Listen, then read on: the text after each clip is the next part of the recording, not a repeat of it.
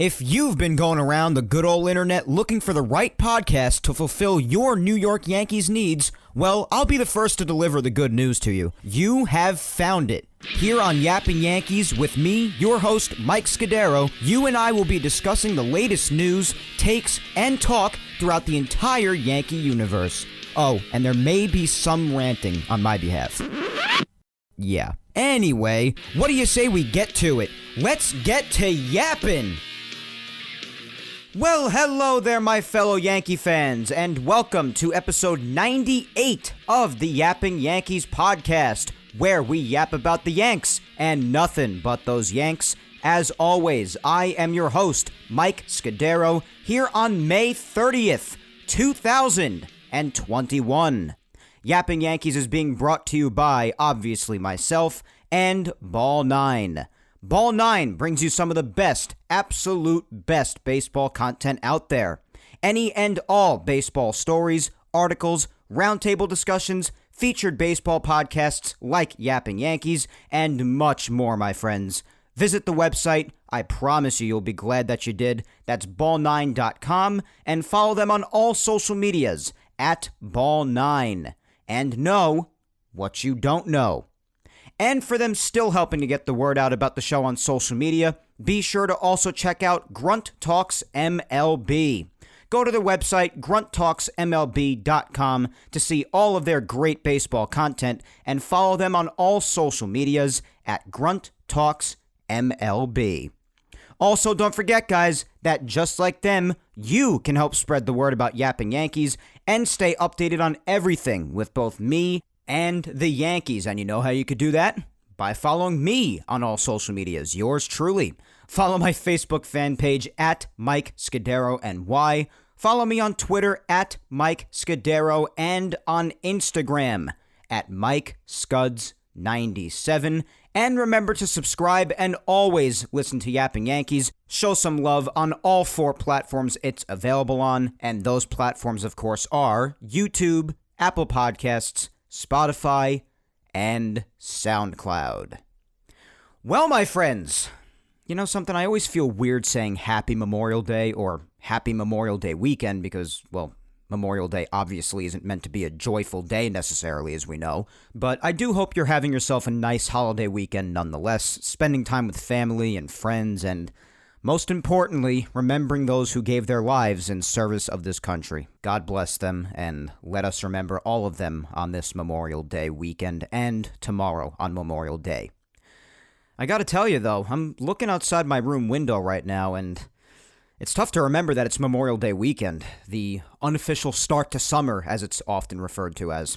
Not only because it's just nonstop raining here in New York this weekend, including today, here on Sunday, this late morning, early afternoon, because I do feel like it's usually always so nice outside for Memorial Day weekend, so all the rain is kinda odd, but it's also freaking chilly as hell out.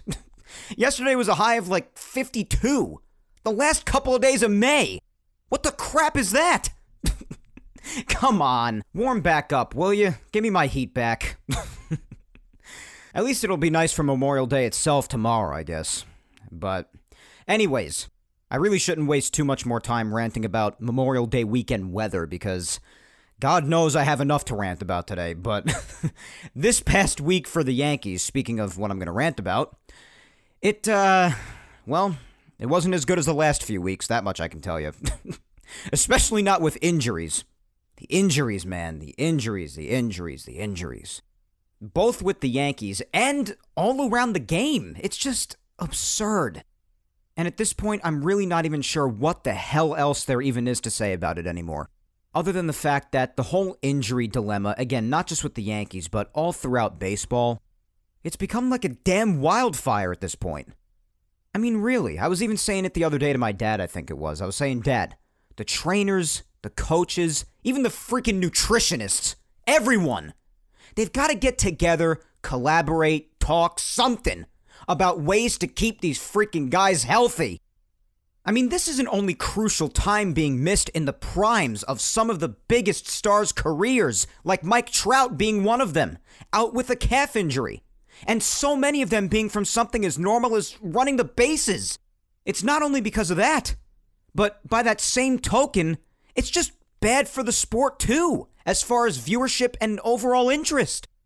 And Lord already knows that the league does not need anything else to make people lose any more interest than they already have. They definitely don't need injuries to make things even worse, because we've already gone over all the other issues ad nauseum on this show, but the league has done a fantastic job, as we know, in making people lose interest in the sport. And I know that it already doesn't help when you got some of the lower market teams and they already have their owners putting out a crappy product on the field in the first place. But the injuries sure don't help anything. Like the Mets, I feel like they're on their 25th center fielder. Like, wow, what a draw. And I know injuries will always be there at some capacity. They're human beings, the body breaks down, it gets hurt, I know, I'm not a dope. But, I mean, some group of some of the top minds who deal with injuries or injury prevention and overall health, they've got to just get together and try to lessen them in some sort of way, both for the sake of the players and for the sake of the sport. I don't know what specifically, and neither do any of us really, because we don't see how these guys live their lives off the field, or in the gym, or with the regular things they do in their day-to-day. But my God, we've got to get this under control. I did not plan on going on that rant. Wow. Good God. All right, let's steer back on course. The show today. What a hot start. Honestly, guys, it was a pretty irritating freaking week. And as if you already can't tell with my mood with the things I'm already ranting about, it really was an irritating week. After completing the White Sox sweep, I mean, ever since then, outside of some good things like Stanton coming off the IL, Zach Britton starting his rehab assignment yesterday, even Luis Severino's rehabbing continuing to go well, I guess. I mean, mostly it's just been offensive inconsistencies, crappy decision-making, injuries. Oh God, the injuries. Especially injuries. It just won't stop. Hell, all of those won't stop. They keep rearing their ugly heads on massive scales despite the good times. Offense goes dead, Yankees doing things to really make you wonder what in the hell they're thinking, if they even are thinking. Whether it be certain rest days for certain guys, bringing certain guys into games in certain situations, like Wilson on Friday. And don't worry, guys, we are going to talk about all of this later on in recap. And also the injuries. All of it just won't stop. So we've got a lot to discuss from this past week. It really was a down week mostly. Basically everything I mentioned before. And as you can probably already tell with the opening of this show, I've got a lot of frustration in me today, guys. We've got the injuries. Mainly, it still bothers me so much talking about this. Mainly what happened with Kluber in just his next start following his no-hitter. The awful gameplay from this past week with the offense being absolute garbage again. Totally moronic decision-making, the whole 9 yards. So, pull up a chair, get comfortable, and enjoy what'll probably be an episode with lots of ranting. And hell, I already did it just before about injuries and the weather. Much more to come, though, and I know how much you guys love that. You just love when my blood pressure goes up. Best audience ever. But first up, our social media segment for the week. Basically hitting on everything we're going to discuss today, more or less, so it's an appropriate question, and it is an open-ended question. So here goes. Starting on Twitter, the question is, the offense continues to be concerning, especially this past week.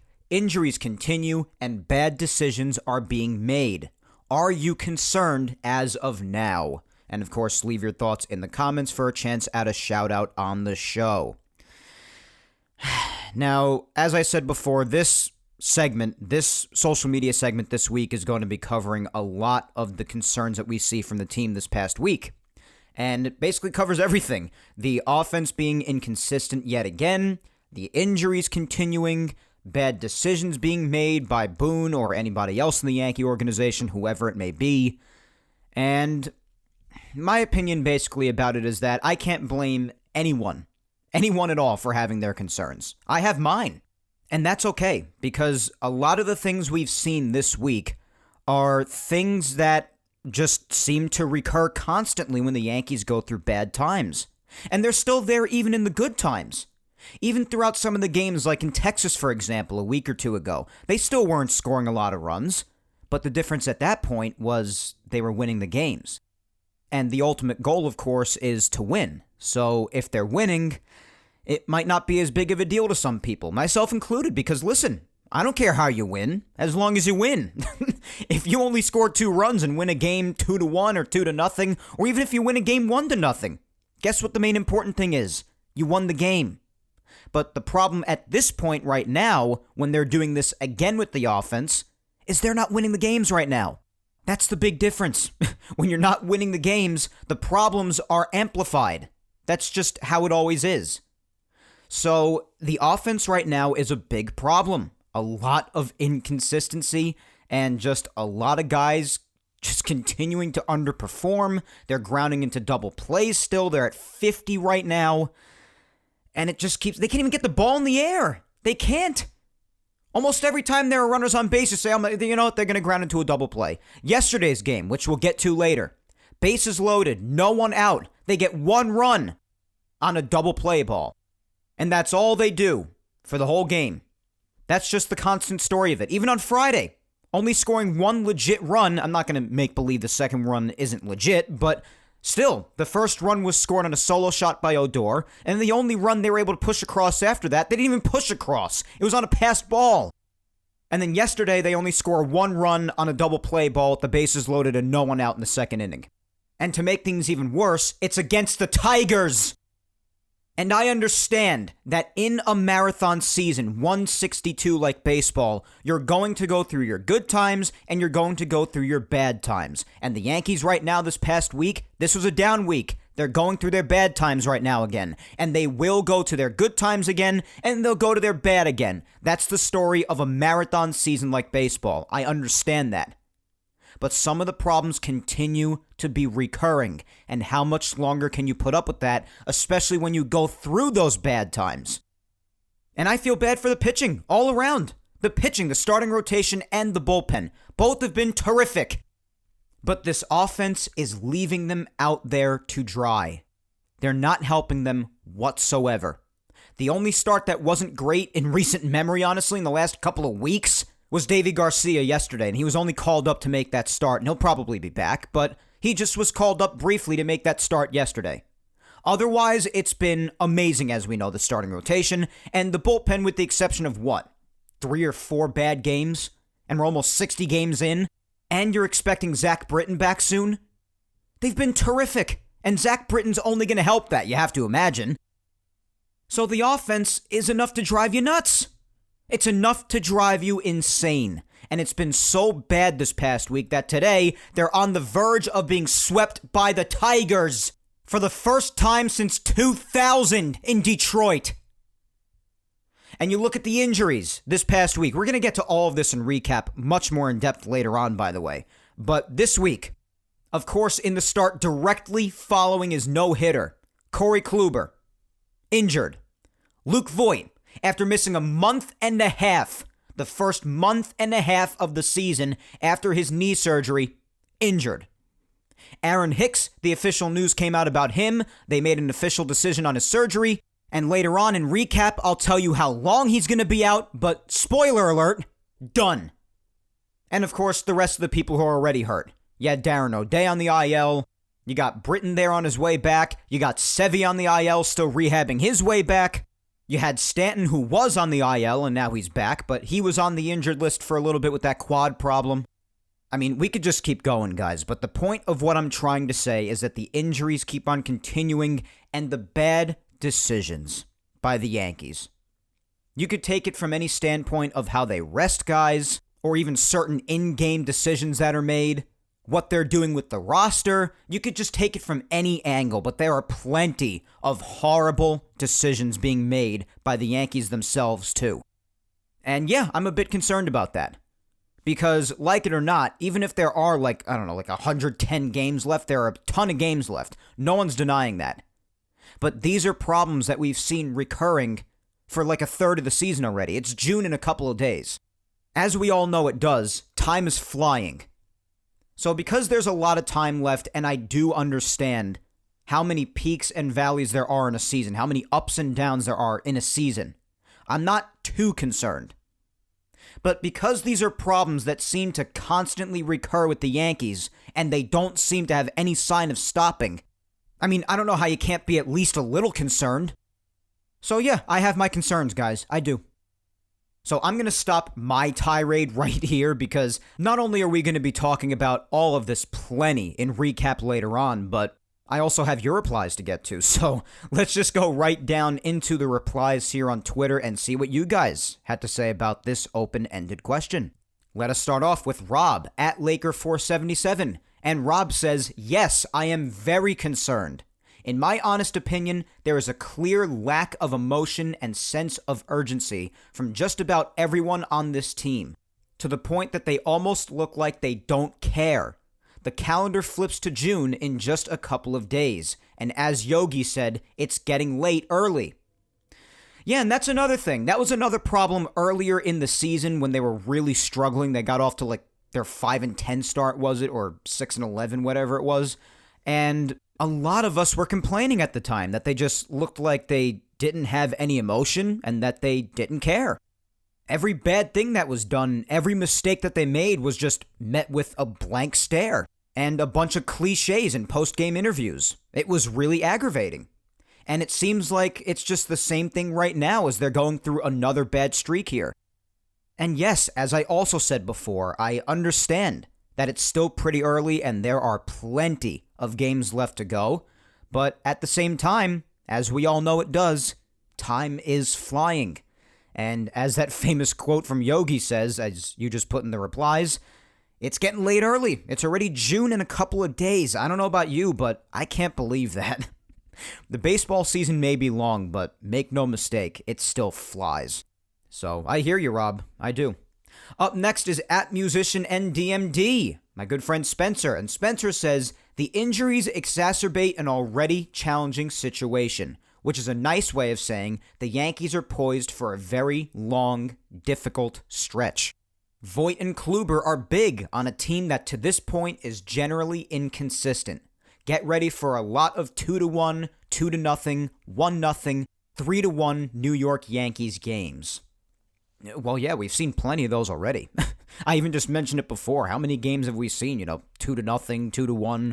We've seen that plenty already. Just a lot of low-scoring wins. But listen, as I said before, if they're winning those games, then that's what matters at the end of the day, as long as you're winning. But they're not winning right now. And when they go through these bad times, it's gotten so bad to the point that where even a team as awful as the Tigers, if they score 2 runs or 3 runs, and the Yankees are yet to even score, or if they've only put like 1 run up, you feel like the game is over already. Even against a team like the Tigers. How discouraging is that? So it just doesn't work. And I just continue to feel bad for the pitchers because how much longer are they going to be able to hold up under these circumstances? Just not being given any runs whatsoever.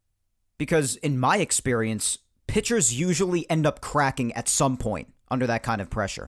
When they go out there on the mound and they say, oh my goodness, my offense is not going to have my back at all, so I just better be damn near perfect. And then before you know it, they're out there getting shelled. So, yeah, it's not good. And good point about Voit and Kluber. Even if Voit wasn't doing great since he came back, he's an important presence to have there. And like Rob said before, with the lack of emotion, if there's one thing you're going to be getting out of Luke Voit, if for nothing else, it's going to be emotion. So that's an important presence to have around, and he's going to be out for a long time now. And again, we're going to get to talking much more about his injury and Kluber's injury. And even in the case of Voit, this could be put under the category of horrible decision-making. They said he was feeling the pain for a couple of days. And what'd they do? They kept playing him. And I know that in Voigt's case, with how tough Voit is, he was probably saying, oh, just let me play through it and everything. But you still didn't take the guy for any tests or anything? Just to make sure nothing was wrong? And maybe give him one of those off days that you so easily throw around in the meantime? Ah, boy, oh boy, oh boy. And Kluber is I'm just so depressed about that. My feelings on that have not eased up whatsoever since that happened. I'm still so sad. But yeah, the more people you lose to injuries, it's certainly no help to a team that's already inconsistent, as you say. You're absolutely right. Let's keep going. Up next is at MD Nelly, my friend Mike. And Mike says, I'm as concerned as I've been since the season started. Good playoff pitching beats homer or nothing offense. And as they showed with 10 hits and 1 run Friday, without homers, they can't score runs. Yeah, Friday was just... I have a lot of anger in me about Friday, so when we get to recapping Friday later on, you're going to get some ranting. And by some, I think you know what I mean by some. But Friday was just an embarrassment. 10 hits, 1 run to show for it. I say 1 because the second one was on a passed ball. It wasn't even like they got a hit with runners in scoring position, which they were also 0 for 10 with, by the way, that night. And it was just a horrible night. With Garrett Cole on the mound against the Tigers, it's just inexcusable to lose a game like that. It really is. But yeah, some of the same concerns, as I said, from the beginning of the season when they were struggling have recurred in this bad stretch of games. So it's okay to be at least a little concerned if you ask me. Alright, let's just keep going because I want to get to as many people as I possibly can. We're obviously not getting to everybody as usual because I just got so many replies here in front of me, so I'll get to as many as I possibly can. And dear God, I'm looking out my room window again. It is raining good out there. What miserable weather. Jesus. Certainly doesn't help the mood at all, which in itself isn't good. But at Garrus925 is up next, and they say, fire Thames. And Boone needs to throw a temper tantrum and show these guys that he means business. It's just awful to watch this team with their best pitcher on the mound get 11 to 12 hits and could only score 1 friggin' run. This ongoing lack of energy is really tough to watch. Yeah, whenever a team just doesn't show any desire or seemingly any care, that it's just a lot of crappy gameplay going on, it's infuriating for me too. I just can't stand lack of emotion when emotion is warranted in the moment. It just drives me nuts. So I hear you there. But firing Thames, I just don't see it happening. And Boone throwing a temper tantrum, if you're not getting it from behind the scenes, then you're not getting it at all. Because he's certainly not going to do it to the cameras, to the public, in the post-game press conference or whatever it is. It's just not happening. It's not the kind of manager he is, especially on public forum like that. But yeah, you're just here saying something's got to happen because it's just terrible. When they go through these stretches, it's just truly miserable to watch. It could just destroy any mood you're in, no matter how good it is. All right, let's continue on. Up next is at ScottJS, and Scott says, as long as they keep batting Odor in the lineup, I can't take this team seriously. Yeah, Odor hasn't been good as of late, except for his home run on Friday. He really has not been doing much at all. I mean, what did I tell you guys? You're going to get okay defense from him at best. You're going to get flashes of power, but other than that, there's not much else that Odor has to offer. So that's that. You're not going to get an on-base percentage guy. You're going to get a lot of strikeouts, and that's what we've gotten. Odor's had his good moments, and he's been a part of some huge Yankee moments in some of their big wins this year so far. I'm not taking that away from the guy. But overall, when you take a step back and look at all of it, you're getting what I told you you'd get. So I don't want to say I told you so or anything, but I told you so. Let's keep going. Rebecca at Peace Now for Life is up next, and Rebecca says, I'm concerned because of this team's inconsistencies and injuries. I'm still hopeful that some of the young guys like Davey will step up and fuel this team. Don't forget, it's a long season. Yeah, absolutely, Rebecca. Listen, I even said that before. It's a long season. A lot of games are left, and I don't know how many other people remember this, especially after the shortened season last year, but I myself happen to remember that there are a lot of ups and a lot of downs in a 162-game marathon baseball season, and that will continue as the season goes along. And I'm glad that we have people like you that could acknowledge that, but also acknowledge that you could still be concerned with what you're seeing, because that's how I feel. And I personally think that that is a very valid feeling. It's completely understandable. The inconsistencies? Absolutely. The injuries? Definitely. And even though they're not on the scale as they were last year or 2019, at least so far, knock on wood. Thank God I'm recording on a wooden table right now. But anyway, yeah, it's just, listen, Between those inconsistencies and the injuries, which don't help anything, as we've established, there is cause for concern. There is. So I completely hear you. Up next, we've got at Evan D. Wetzel 4, and Evan says, it was a concern months ago, but the fact is, we're not the only team that needs to worry. The state of baseball in general is not good. I see issues well beyond 2021. Issues that started last year before the pandemic even hit. Oh, well, yeah, if you want to get into that, absolutely, Evan. I mean, how much time have I spent on this show talking about overall problems around the whole sport? Even in the introduction of the show, I even mentioned how injuries are not just a Yankee problem. It's going on all around the sport. It really is. With some of the biggest stars, too. And that's just scratching the surface. So, yeah, I hear you there, man. I really, really do. And as far as issues that'll keep on going beyond 2021, yeah, we mentioned that. Listen, we know the CBA is coming up. We know about offense being at an all-time low. Again, not only with just the Yankees, but all around the sport. And that's just a couple of things amongst many, many others. Trust me, I also acknowledge baseball's got a lot of problems to deal with on their horizon. They've got a lot to look into. And with someone like Rob Manfred at the helm of things, it's got to have you feeling like there's little to no hope. I mean, really, come on. Up next, we have Tina at Mountain Gal 456, and Tina says, I am concerned. Losing Kluber, Voit, Hicks, etc., but making bad decisions concerns me more. I don't know why that is happening at the major league level. Has me scratching my head. This is not the Yankee way. And yeah, it's even more embarrassing when so many bad decisions just stockpile on top of each other, for the Yankees especially. Think of all the resources that they have access to, all the money that they have, just everything that the Yankees have access to. And sometimes they just do things that it just makes you think that some certain Little League teams would do things that aren't as stupid. And again, we're going to get into all the bad decision making and the injuries with Kluber, Voit, Hicks, all of it. And we've already been over Hicks's injury, like what it actually is and what it entails and everything, but this past week, we got confirmation about just how long he's going to be out and all of that. So we'll go over all of it later, don't worry. But I hear you, Tina, I really do. I hear all of your concerns, and I share them.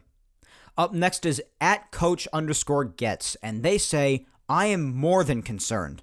No consistent at-bats by anyone other than DJ and Judge.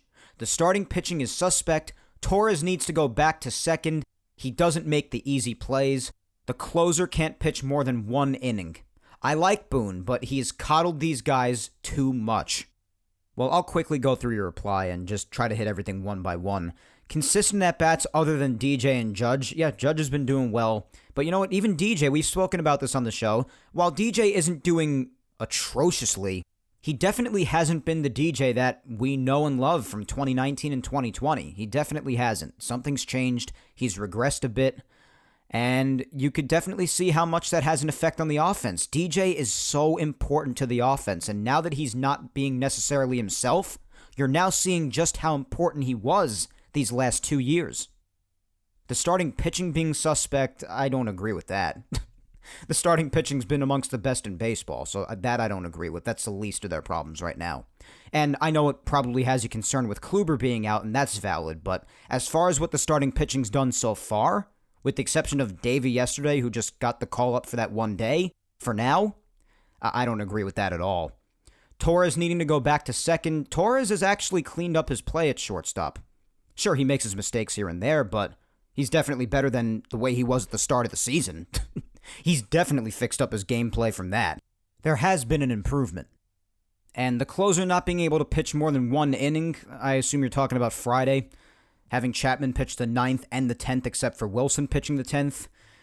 Listen, almost no closers pitch more than one inning. None of them basically do anymore. That's a thing of like the 90s and the 2000s maybe. That's just not the way it goes anymore. But there are a couple of things I don't necessarily agree with you here. Like, especially compared to prior years, I definitely think that DJ could be doing a better job. I don't agree with the fact that the starting pitching suspect. I don't agree with that at all. Glaber not making plays at shortstop, I think that's the least of their concerns right now, because while he isn't the best of shortstops, I mean, you want to argue with me that he hasn't cleaned up his gameplay since the atrocious gameplay there at the start of the season? The start of the season was brutal there, but He has since cleaned up his gameplay there. He still makes his mistakes every now and again, obviously, but, I mean, it's better than at the start of the season. There's no question about that. And the closer not pitching more than 1 inning, I mean, that just hardly ever happens anymore as it is. So, as far as Aaron Boone, I definitely feel like from him and the rest of the Yankee organization, at times, these guys are definitely too coddled. I agree with that. Like, how do you explain giving Stanton a day off yesterday after he was on the IL for over a week, and after he missed basically a total of 2 weeks from a quad issue, comes back, plays 1 game as a designated hitter, and then he needs the next day off? I mean, to me, that's coddling of the highest order. So, I hear you there, but yeah, as far as the rest of the at-bats, I mean, yeah, the offense is just so inconsistent, it's ridiculous. Up next is at Ruiz C, and they say, those who are healthy need to contribute, period. The coaches need to be held accountable also. Someone needs to light the fuse, take control. Yeah, someone's got to step up. Usually in times of struggling, somebody's got to step up, and nobody's really done that this last week. And a part of the problem is, too, yeah, those being healthy, needing to contribute, there are just a lot of guys who are just straight up underperforming, too. Just said it, DJ's underperforming more than he did in the past. He's not doing awfully, but he's not doing as well as we know him to be. You have Clint Fraser horribly underperforming for the whole year now. And even Kluber, even though he had that hot streak a week ago, you know, overall, you look at his numbers, he's been underperforming too overall. You got Gary Sanchez, he's got a few home runs, but other than that, he continues to do what he does. I mean, the only ones really performing up to par, if you had to ask me, are Judge and Gio. And Stanton too before he got hurt. But other than that, with the bats, just, you got injuries and you got a whole lot of people just really underperforming. I could go on and on. There's no shortage of it. But yeah, I understand what you're saying, man. Up next is at Javer31, and they say, I'm concerned with this team taking so many pitches down the middle of the plate with 2 strikes. Man, at Clint Fraser, how about that? Good Lord. But yeah, the striking out, I mean, everyone says, oh my goodness, you know, the double plays are up and everything, which they are. They're like, oh, I missed the home run and nothing approach. I'm like, well, they still have that, and they certainly haven't lost their strikeout touch. There's no doubt about that. But they're just not hitting as many home runs as usual. And they did have that stretch there for a few weeks where the home runs increased a lot again, but right now they're back to just not happening anymore. And the strikeouts are still there. Especially with just looking at those pitches. You're right. It just drives me insane when that happens. And if anybody's done it more than Clint Fraser, then please find them so I know to never watch them. All right, let's do a couple more. Up next is at From Dave Till Dawn, my friend Dave. And Dave says, absolutely. Offense completely shuts down against any starting pitching that's not making mistakes. This team, as is not built to go far into the playoffs. Yeah, there are times where they face just a lot of guys, as when they're just on, they just don't do anything. They just really don't. You've seen it against Mize and yesterday, Spencer Turnbull. They just weren't able to put anything together. They just weren't. And I fear that the same result will happen in the playoffs. I mean, who knows? I hope to be dead wrong, but we've seen the movie before, guys. We have. And I jokingly, or at least somewhat jokingly, when the season first started, said, all right, I'm ready to have my heart broken again. We'll see how it ends. I don't like to account for the future too much, especially given we're only on May 30th right now. There's just so much more game left to play, but, I mean, I'd be totally lying to you if I said that there wasn't at least that little part of me that is very afraid that we're going to get the same outcome this year, just go into the playoffs and have a painful and infuriating exit. I'm not saying that's definitely going to happen, and I don't even want to say that, because we don't know yet. We have no idea. But I'd be lying to you if I told you that I wasn't at least a little afraid of that again. Because once again, a lot of recurring problems when they're in bad streaks, not only this year, but also in the past. At Luz Steph is up next, and she says, not yet. All right, fair enough. Keeping the confidence. And you know what? A little part of me has me feeling that way too, because again, I know they're going to hit another good streak. I know it. And then they're going to hit another bad streak after that. It's just the name of this long-ass season. It just is. But I myself still have my concerns. Apparently, as do many others in these replies. So let's squeeze in a couple more. I know I just said a couple more before, but I just want to try to squeeze as many of you in as possible because I just feel bad every week not getting to all of you, but it's just impossible. It just is. I'm sorry. Up next is at DMI199106, and they say, very concerned with hitting, base running blunders, and injuries. Can the excellent pitching continue to keep them competitive until they fix issues? Well, hopefully. That's what you gotta hope, because it really makes me afraid to think of where this team would be right now if the pitching were not even half as good as they've been. Because nobody saw the offense being a real major concern this year before the season started, looking at the lineup on paper, I think. I think people said, oh, they'll do at least pretty good, even if they still have their bad days like every offense does every now and again. It's inevitable. But I think anybody who says they expected it to be this brutal is lying through their teeth. And it's been so bad that if the pitching, both in the bullpen and the starting rotation, hadn't been even half as good as they've been, that they might not even be at 500 right now. That's how bad the hitting's been. So you're absolutely right. And the base running blunders, oh my God. The base running blunders. How many times have we gone over that this season so far on this show? How many times have I mentioned it on Twitter? These guys run the bases like a bunch of little leaguers that have no idea how to run the bases. It is bad. They have the base running IQ this year of someone playing baseball for the first time. And that is concerning. Again, another head scratcher with the Yankees. All the resources, everything they have available to them to ensure that nothing stupid like this happens, or at least it happens as little as possible. And they just go out there sometimes looking like they have no idea how to do certain things. And that's really concerning. The New York Yankees doing that. That's concerning. I don't care who you are or what you say. That is not good. And the injuries to add on, yeah, they certainly help nothing. And even if so far they're not as bad as they were last year, or especially in 2019, definitely still not good. At The Hitter Sports says, take Garrett Cole and Aaron Judge and start an expansion team. The new New York Yankees. Yeah, the two main guys. Aaron Judge doing a solid job, and Garrett Cole, of course. I mean, there have just been so many starts this year on Garrett Cole starts, Friday being another one of them, where they just DeGrom him.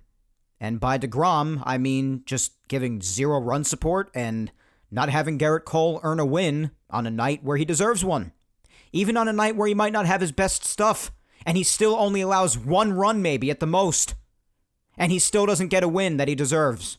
That's what you call DeGromming a pitcher, because that's what the Mets have done to Jacob DeGrom about 90,000 times.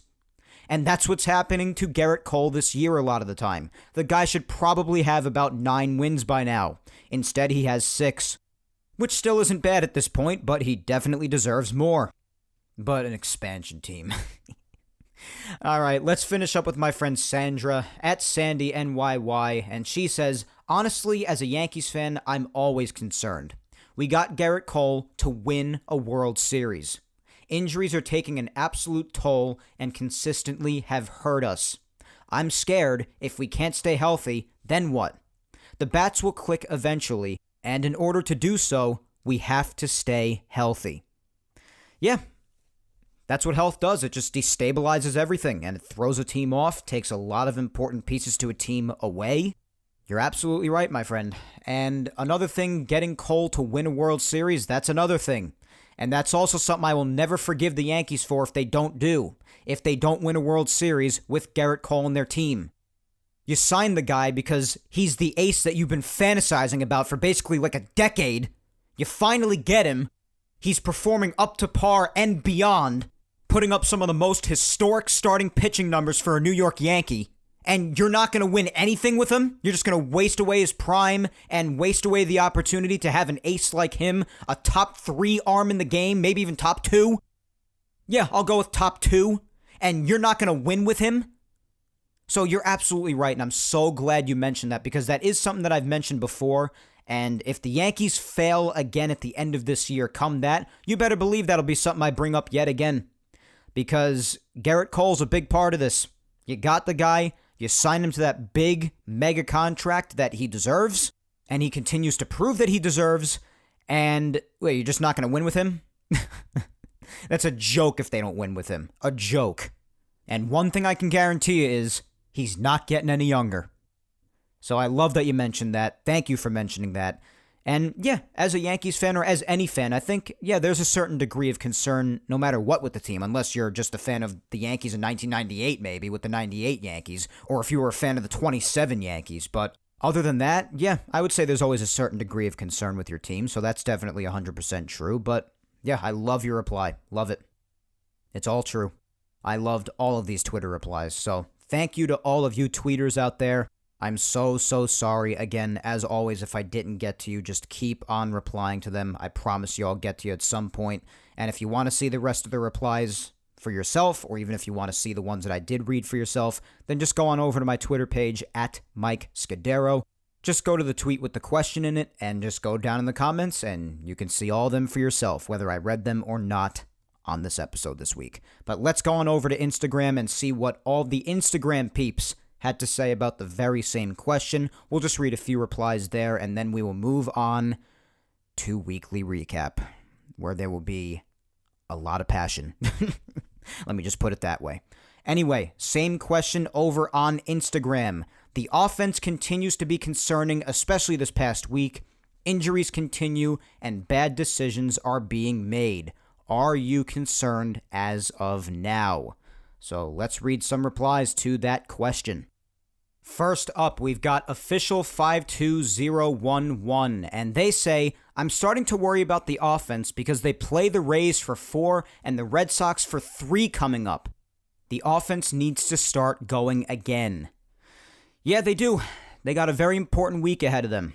Very potentially pivotal week ahead of them. So yeah, you're absolutely right, man.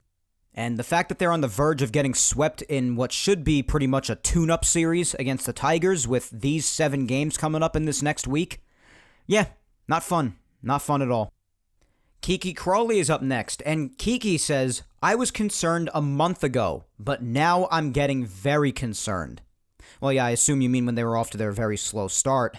When you saw a lot of these problems going on right now that they're in another bad streak, as you did then. And yeah, that was pretty concerning to start off with because, I mean, listen, we ran through all the concerns then, and now that they're going through another funk, we're basically just echoing them all again. So I hear you, Kiki. Again, it's just not fun. It's not fun at all.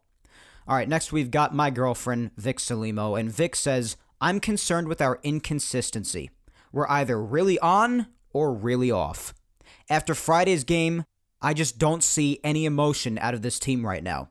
They were a dumpster fire and just laughing and joking around like it was no problem.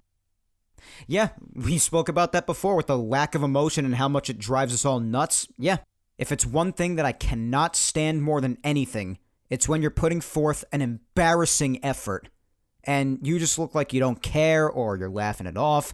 Because as a fan, investing your time or maybe even your money if you're attending the game, who knows? But regardless of what you're doing, whether you're a fan investing your time, money, or both, you're just sitting there saying, oh, well, I'm glad you're having a great time. That makes one of us. I'm just glad you're having a great time while I'm sitting here all miserable at the pathetic effort you're putting forth. And it's enough to drive you nuts. It is. It's enough to make you crazy. When you feel like as a fan, you care more than the people actually doing the job do. And even if that's not true, that's the way it makes you feel sometimes. And you're right, especially compared to the good streak that they were going through for weeks, as we've been talking about for weeks on end now. And now they're just really off again. Really on and really off. You're right. All right, last but not least, 4 social media replies today, both on Twitter and on Instagram, but specifically right now on Instagram. As always, we have my amazing mom, Julia Gina Scudero, and my mom says, I am very concerned, as I do not understand all these injuries, not only with the Yankees, but in baseball.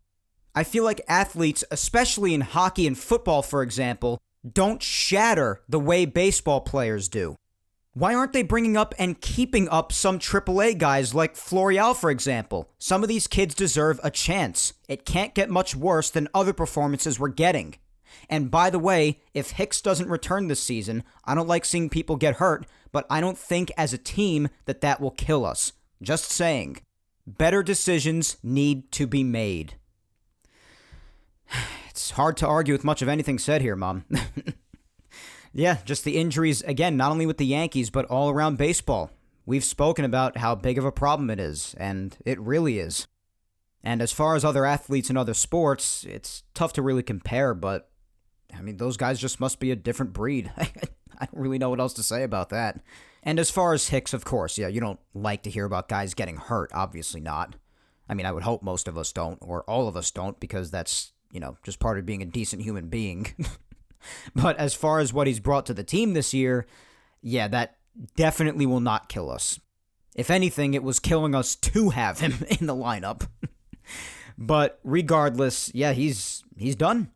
He's done. And we'll be talking about that plenty later, too, as I said. And better decisions definitely need to be made. Yeah, you're absolutely right. You are correct. I can't really argue with too many replies here. I agree with many of you, basically virtually all of you. But again, just to reiterate, I acknowledge that there's a lot of season left to play. There is a lot. But at this point in time, with June a couple of days away, there are plenty of valid concerns to have, in my opinion, if you're a Yankee fan right now. So with that being said, my friends, that is all for the social media segment for this week. And as I always do, I just want to remind each and every one of you that I love you to death. Thank you all so much for interacting. As you could probably tell with every single episode, the interaction with every single social media segment each and every week is just so great, and I could not be more thankful for that. Thank you all so much. But of course, that also means there are going to be a lot of you that I don't get to, and again this week, that remain the same. But again, just keep on interacting. I promise you at some point, I'm going to get to you. I will. But as always, thank you all so much. All right, let's not waste any time. Let's get right to it. Yapping Yankees time machine, let's go. Back to last Sunday.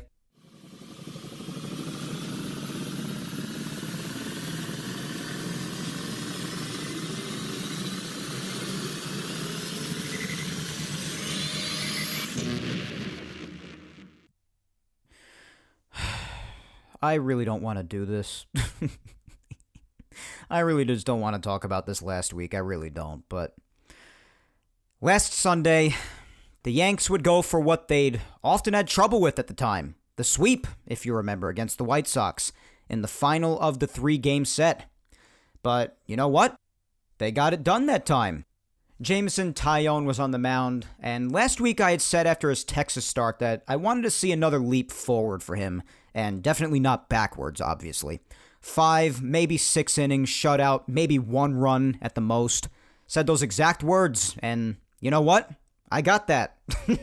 5 shutout innings for Taillon, only gave up 2 hits, walked 2, and struck out 4. So, good for him. And by the way, that also extended the scoreless inning streak for Yankee starters at the time that I mentioned last week to 35 innings. Just amazing. And at that point, the Yanks had already gotten him 3 runs early. 2-run single by Kluber as he continued his amazing hitting at the time. He went 3 for 4 again, just as he did the day prior. Love it. And the 3rd run came on a double play by Gio driving a run in. Wow, a double play. Who would have saw that coming? 3-0 at that point, and it was then in the hands of the bullpen. And while they, of course, still ended up winning overall, the whole team, the bullpen would struggle a little bit. Wandy Peralta in the 6th, he gave up a 2-run, 450-foot nuke to Abreu. But then the Yanks added on 1 more to their 3-2 lead at the time, and thank God they did. On a fielder's choice by Gardy, the throw was wild and a run came home to make it 4-2. And you'll see in a second why I said thank God for that other extra run before. But Chad Green gave up a solo shot then in the 8th inning, 4-3 Yanks, then going into the 9th. Chapman in for the save. Been absolutely flawless as we know. But unfortunately, this time, finally, almost 2 months into the season, he finally blew a save. Game-tying solo shot, and you couldn't be mad at the guy. Well, especially because they still won, but even beyond that, there's been no one in the game who's been better. No one. Averaging over 2 strikeouts per appearance, not an earned run for almost 2 full months. Completely untouchable, but still human. And it was bound to happen eventually, guys. So, when that happens, what do? You pick up your teammate. And fortunately, that's what happened in the bottom of the ninth. Bases loaded after a hit by Clint, who was 3 for 4 on that day as well, an intentional walk to DJ, and an infield single by none other than the immortal Tyler Wade. Again, credit where credit is due. Closer Liam Hendricks in the game to face Aaron Judge. Walks in the run. Yanks win 5-4. And Hendricks wanted nothing to do with Aaron Judge. Either that or he just had nothing. Maybe a little bit of both. But in any event, the Yanks won their 6th in a row at the time, swept the White Sox, won 23 of their last 32 at the time. Solid way to go into an off day, the whole deal.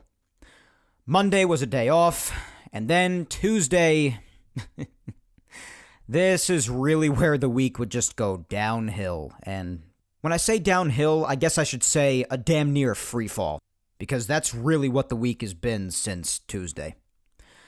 But, God, what a bad day Tuesday was. The Blue Jays came to town. Kluber against former Met Estevon Matz. And Madone, did they have different stories. For the Yanks, no DJ. He was on the paternity leave list because he and his wife had a child too, as Odor and his wife did the week prior. So congratulations to the LeMahieu family. And get this, the Voit family is also expecting a child. I'm pretty sure they're still expecting. Everyone's having kids. And on another note, even though we were told that Stanton's target date was the 25th, Tuesday, he wasn't in the lineup. So no Stanton either. But anyway, as I said before, Estevon Matz and Corey Kluber, totally different stories. For Estevon Matz, 6 2/3 shutout innings of just 1 run ball, the 1 run coming on an RBI single by Higgy in the 7th, and 10 strikeouts. Otherwise, the Yankee offense was very quiet, and as I just said, and as you could hear from his line, Matz pitched very well. Kluber, on the other hand, 3 innings, only gave up a 2-run shot to Vlad Guerrero Jr., struck out 5, but his pitch count was nearly 60 already, and had 3 walks. The command was definitely off. But he was taken out after 3 innings because of shoulder tightness. And what shut him down last year in the shortened season? His shoulder. The good thing is that after the game, he said it felt nothing like what bothered him last year, and that it just felt like he had trouble warming up. So that was a positive. At the time. The MRI results, a different story. But at least it's not a whole damn season, or you hope. It revealed a muscle strain in the rotator cuff, and he's not going to throw for at least 4 weeks, which means he'll probably be out at least 2 freaking months. Because after not throwing at all for 4 weeks, not even picking up a baseball, he'll have to ramp up again and rehab and all that crap. I just can't tell you how disheartening this is. After the high that I was on last week, after his no-hitter, and how well he'd been doing overall too, but let's just hope for the best. And when these 8 weeks or so are up, he can put this behind him, and we could put this behind us. But with how well he was doing overall, again, this is a hit to the rotation. At least in my opinion, it is. And I'm not only saying that because of how much I advocated for him or how hard I was rooting for him. I think this is a hit. And you just hope that with how well the rotation's done, that they can hold up, even without Kluber for a couple of months. And listen, we discussed it so much when he was signed, and even more afterwards, even up to this point. But we knew we weren't getting no 200 innings out of Kluber like the old days. I kept saying maybe around like 150-ish, and even the Yanks said that. So he wasn't going to have the usual typical full-throttle starting pitching season anyway. So it seems that this will serve as that time off. And then you hope he can come back, complete the season, picking up where he left off with how great he was doing, and then be a big positive factor in the playoffs. That's what you hope for. But nevertheless, this still sucks. It really does. And again, the biggest hope now is that the recovery goes well and he can come back and be efficient, especially for the playoffs. Nothing much else you can hope for at this point, right? There's a lot of sighing this past week, as you could probably tell, and you'll be hearing a lot more of it until we catch up to today. After he came out, though, Michael King did a good job at holding it down, eating some innings. 3 innings, only allowing a run on a solo shot, so it was only 3-0 at that point because Kluber had given up the 2-run shot to Vlad Guerrero Jr. That was the only damage done against him. And then King gave up this solo shot, so it was only 3-0, but with how quiet the bats were, it felt like 30-0. And that's still been the case with all the games except for the second game in the doubleheader against the Blue Jays up to this point, which we'll talk about in a bit. But Litke would pitch the 7th, allowing 2 runs, neither of them earned because of an E6 on Glaber on a fielder's choice. Bad throw to home. Sessa pitched a scoreless 8th.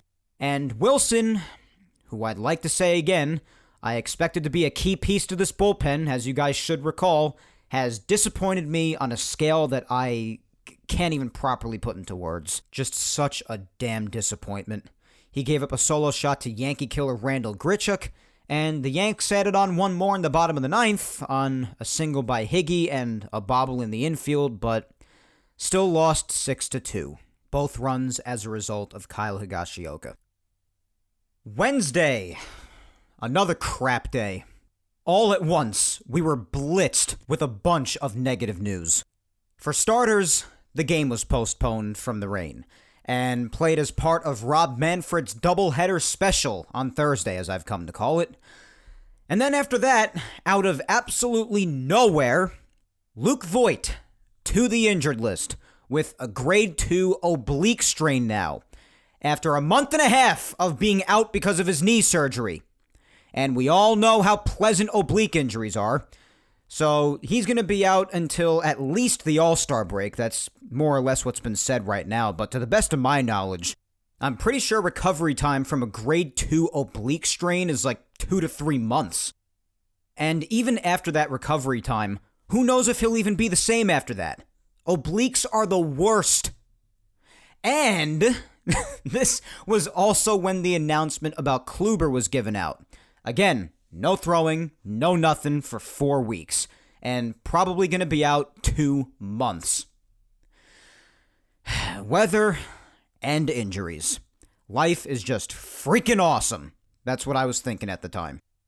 So the game being rained out, the Kluber thing being announced that day, and also out of nowhere, after missing a month and a half from knee surgery recovery, Luke Voit, grade 2, oblique strain, probably going to be out at least for the next couple of months. And guys, I know the main priority is to have these guys healthy for October. But it's been like this with injuries for a while at this point. But does anyone really want to deny how outrageous this is at this point? How much time almost everyone misses? Not just the Yankees, but again, all around the game. But here, I have an idea, guys. I have an idea. Let's start awarding medals. Let's give medals to those who play 140 games or more in a season. Let's do that. We've gotten there at this point, if you ask me. This is insane. Out of control. The injuries are out of control. And if you want to blame me or anyone else in the world for feeling that way, then I'll make it really simple for you. Save your breath and shut your mouth, because I'm not interested in hearing about it. I'm tired of the injuries. I've been tired of them for years, but I'm just done. I am done. It's out of control. And not only for the Yankees, but throughout the entire sport, there is no sign whatsoever of them even slightly lessening. And I gave out the idea in the beginning of the show for some group of the top minds in baseball that deal with this sort of thing, getting together and collaborating about some sort of way to help this issue. But I don't even know what you could even do. I'm not going to sit here and pretend like I know what to do, but something's got to happen here. It's ridiculous. Oh, God. Anyway, let's just keep going. There's just nothing else to say about the injuries that hasn't already been said at this point, guys. There just isn't. That's all there is to it. It's out of control. But anyways, the Yanks also announced that day that Davey, because he kind of has to at this point, would be rejoining the rotation and that Stanton would be activated from the injured list on Friday. So let's move on to Thursday now. With Luke and Kluber both going to the 10-day injured list, and the outfield still needing help, as we've been talking about for weeks now, too. And we spoke about this being a possibility eventually, and on Thursday, it happened.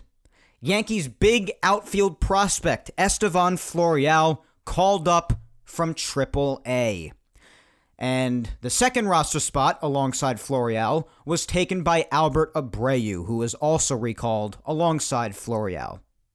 And this was mentioned before, but just a quick follow-up on Aaron Hicks, too. We spoke last week about the Yankees, after a week of deciding, finally making their decision to give him his wrist surgery, and Boone confirmed on Thursday that, after everyone was speculating about whether he'd miss most of or the rest of the season, that Hicks will, in fact, miss the rest of the season. And there's no surprise there. Kind of had that feeling from the start of this injury coming out, so Aaron Hicks is done for the entire season. Now, as far as the games on Thursday, Rob Manfred, 7-inning doubleheader special. First time this season for the Yanks. And in order to salvage yet another series, the Yanks, of course, would have to sweep it, since they lost on Tuesday night, and it was a 3-game set overall, obviously. And Game 1 would not be an ideal start to the doubleheader, to put it mildly. Herman started the game, and he did fine. 5 2/3, only 2 runs allowed on back-to-back solo shots by Semien and Bichette. But, despite him doing fine overall, Herman has now allowed 9 home runs, with those 2 given up. So he's having a bit of a home run problem so far, but again, despite that, he did well. And so did Litke after him, who pitched the final inning and a third scoreless. And they both kept them in the game, within just the 2 runs. But the Bats, again, completely dead against Alex Manoah in his Major League Baseball debut, threw an absolute gem, so no surprise whatsoever that the Bats were a collection of corpses, considering that's how they usually are against debuting pitchers, but nonetheless, simply and quickly put, since, that little amount happened in that game, the Yanks lost 2-0 in Game 1, and Herman took a tough loss for it. And also with that loss, we had been talking about how the Yanks had won 8 of their last 10 previous series, the other 2 being splits, so they hadn't lost one. Well, this first game was the second of the 3-game set that they lost, so this went down as their first series loss in 11 series. 8-1-2 following that game. So, just following up on that stat about series, first series loss in a long time. Game 2. About a half hour after Game 1 ended, Montgomery took the hill. Yanks looking to not get swept, both in the doubleheader and the 3-game series. And thankfully, they managed to salvage a game. Montgomery would end up going 4 2/3, giving up 3 runs, and all 3 of them were on a 3-run bomb by Bo Bichette. Again, the kid is a problem, guys. He's so good. Other than that, though, no other runs off Montgomery, and no other runs for the Blue Jays, period. But Monty did walk 2 and only struck out 1, so he didn't have great stuff. Loaizaga came in after him, got 4 outs without allowing anything, but he did give up 3 hits.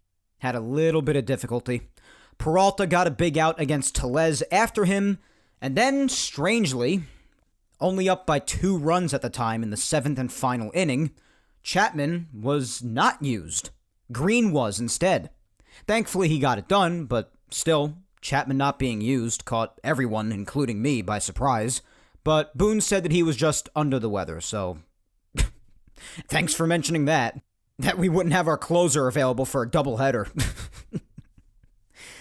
Oh, God. Scoring-wise, Yanks did get 5 runs across. RBI double by Gio, almost a 2-run double, but Judge being the second run got thrown out at the plate, so they settled for 1. And speaking of outs at the plate, which they have gotten plenty of this year, Just part of the base running blunders.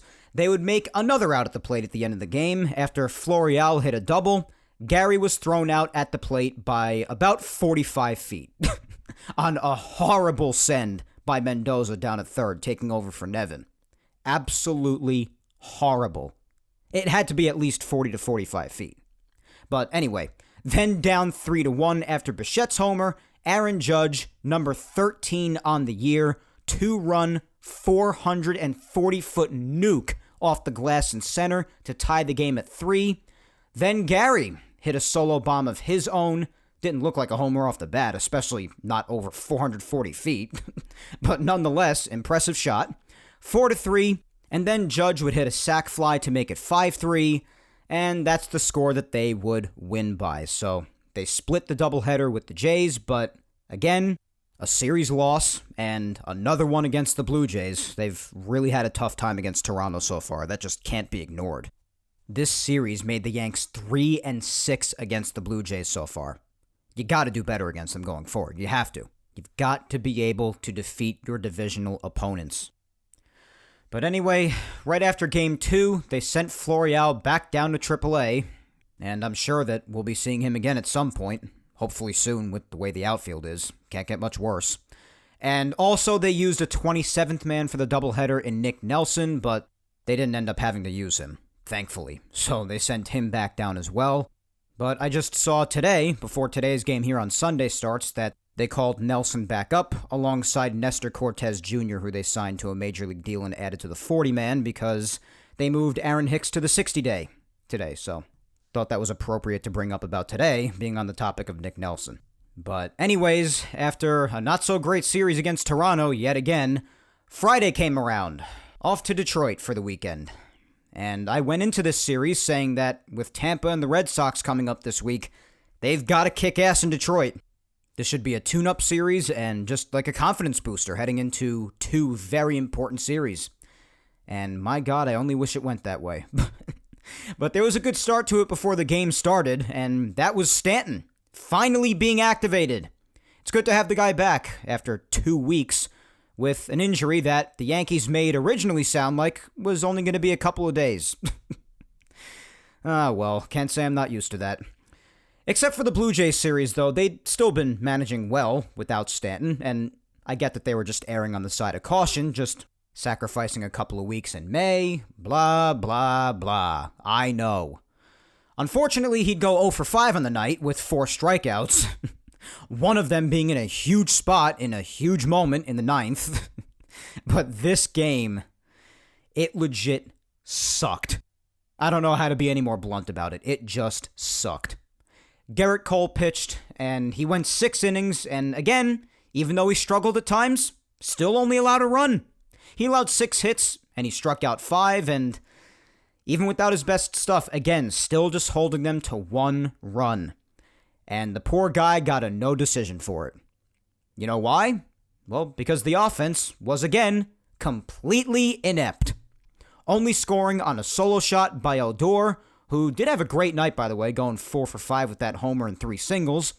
And the only other run they scored was on a passed ball in the top of the 10th during Manfred League Baseball. That's it. Against one of the worst teams in baseball. It's games like this that make you want to die. So I guess we're back to just not picking up our ace yet again with some run support when he doesn't have his best stuff, yet still keeps us in the game. So, but yeah, pitching was solid overall again, though. Doesn't get rewarded with any run support, though. But the pitching was solid again, even after Gerrit Cole. Peralta, scoreless 7th. Chad, a scoreless 8th. Chapman, in the 9th, in a tied game on the road, for some reason. Scoreless. But the bats, just nothing. And then, bottom of the 10th. Justin Wilson in, who had actually pitched a scoreless inning in extras already prior, if you remember, despite him being awful otherwise, which is why I don't understand what he did to deserve this high leverage spot, but you know what? He was on his way to pitching a scoreless inning in extras again. If not for some more umpire incompetence. We can never get enough of that, right? So, after the umpire missed what should have been a game-ending strike 3 call, Wilson gave up a walk-off 2-run homer. Yankees lose 3-2. Proving once again that Justin Wilson still stinks and is disappointing the living hell out of me, and that despite the bats being dead, most importantly, umpires still suck. Say what you want, but this is another umpire mini rant, I guess. I've only had about 80 of them on this show, so strap yourselves in and get ready for the 81st. Now, yes, the bats were dead. There's no denying it. You will get no argument from me there. And if they would have scored enough, even 2 lousy runs, extra innings doesn't even happen. True. 0 for 10 with runners in scoring position? From innings 1 through 9, 10 hits and 1 run to show for it? Against the Tigers? Horrible. Horrible. The brunt of the blame goes to them, the offense, make no mistake. But there's one simple fact. Despite everything else, Wilson being terrible and not getting the job done when called upon, the bats being non-existent, if that strike call is made correctly, the game is over. And that home run is not even hit. Period. End of story. And that pitch was also a strike all game long prior. So to repeat, umpires still suck. All I ask is for consistency and competence. Not perfection, consistency. But you know something? There's enough blame to go around for everyone, so everyone take some. Justin Wilson, the offense, umpires, take it all of yous, take it.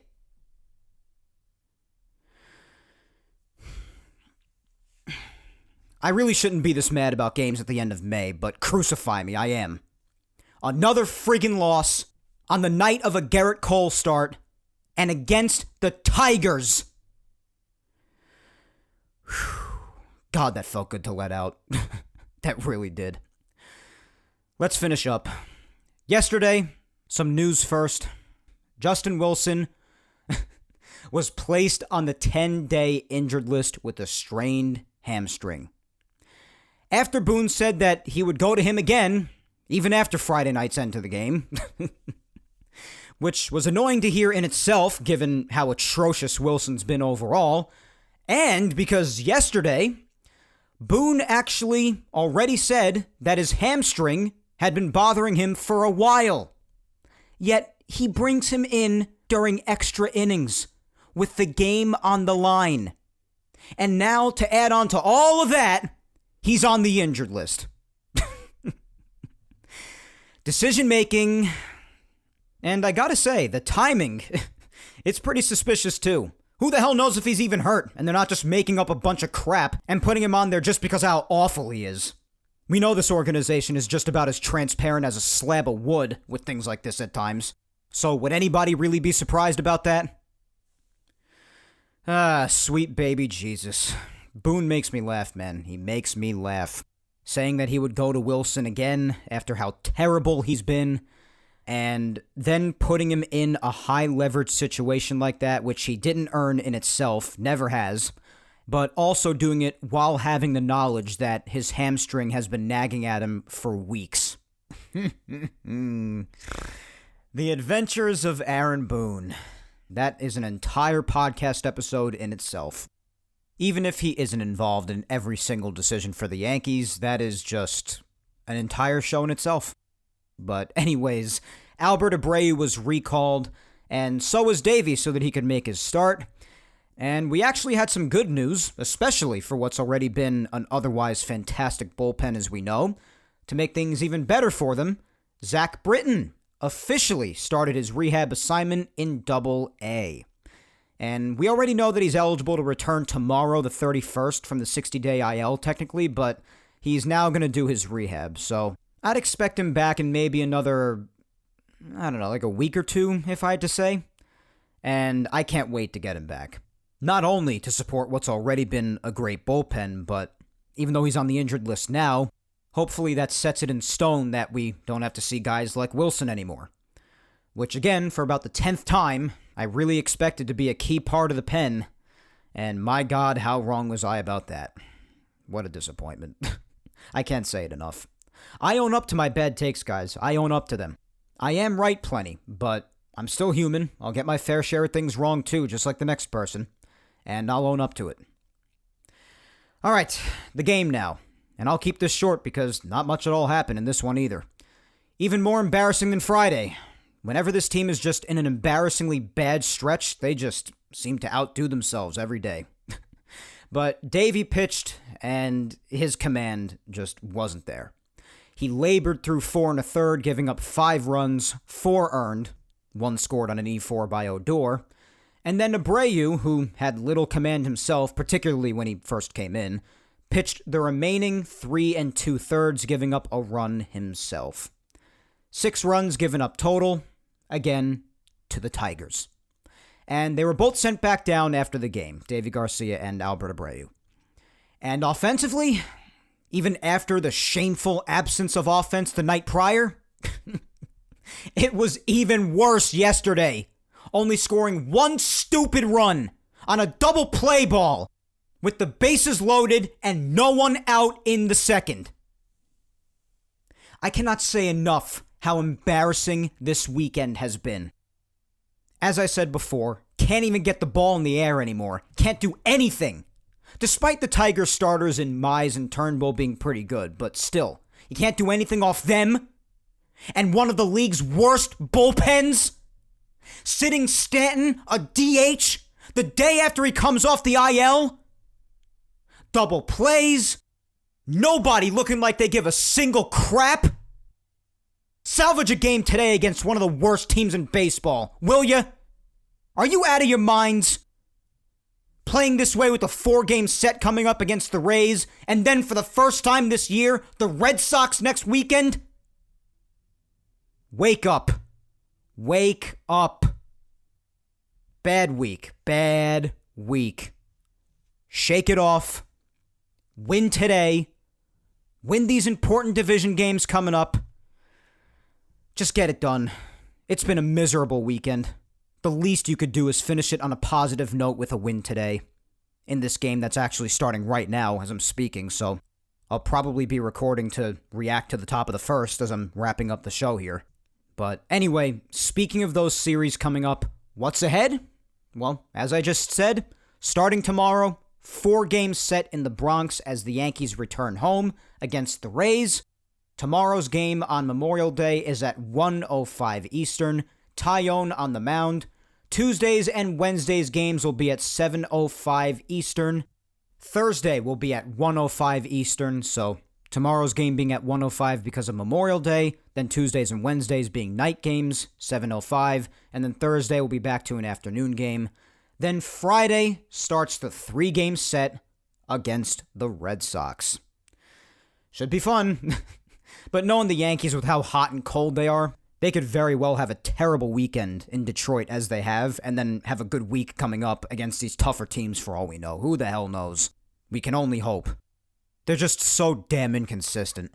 But one thing it is that it is strange that we're only seeing the Red Sox now for the first time in June. I can't remember a time that we've gone that long into a schedule without seeing Boston. It's crazy. But anyways, Friday's game against them, 7:05 Eastern. Saturday, 7:15 Eastern. And Sunday, when we chat next, I assume it'll be on ESPN because of the start time. Guess I'll be watching on mute. That game will be at 7:08 Eastern. But as for now, guys, that is all for episode 98 of Yapping Yankees today. God bless America. Please remember to follow me on all social medias so you can keep up on the latest having to do with me, the Yankees, and Yapping Yankees announcements, content, and Twitter and Instagram social media segments every Saturday. Follow my Facebook fan page at Mike Scudero NY.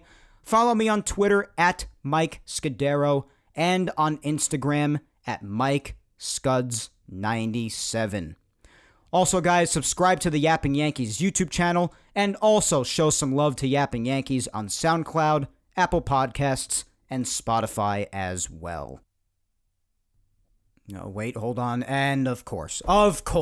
And the second to first, double play. Double play! Every time! 51 double plays now. I'm sorry, Judge just grounded into a double play in the first inning. This already has the tone written all over it, if you ask me. Watch him get swept today by the Tigers. Just watch. Watch him get swept. Even ending the show on an angry note. Thanks, guys. DJ starts off the game with a hit. Stanton walks, and then double play. Story of the 2021 Yankees, everybody. But anyways, where the hell was I? Oh, I was about to tell you what you could do if you want to listen to the past episodes. If you want to, then episodes 34 up to episode 98 today are available on YouTube, and all Yapping Yankees episodes, including today's, are available on Apple Podcasts, Spotify, and SoundCloud. And I actually remember listening to this part of the show last week in episode 97, and I realized that in this part of the show I accidentally said episodes 31 to 37 instead of 97. These boys are driving me nuts in case you can't tell. But once again, nonetheless, my friends, thank you 3,000 for listening to me yap today. I am Mike Scudero, and I will talk to you next Sunday, June 6th, when I come at you with episode 99 of Yapping Yankees. The last one before 100. I seriously cannot believe it. But until then, guys, hang in there, be patient, please stay safe, look out for your loved ones, and Yankees, I'll keep it simple. You've got a damn important week coming up. So get your heads out of your asses. Hopefully Michael King can at least do a decent job, score some runs, win today, and take it to Tampa and Boston. This could end up being a pretty pivotal week in the standings, so take it to them. And as for you, my friends, enjoy your week. I love you all. Take care.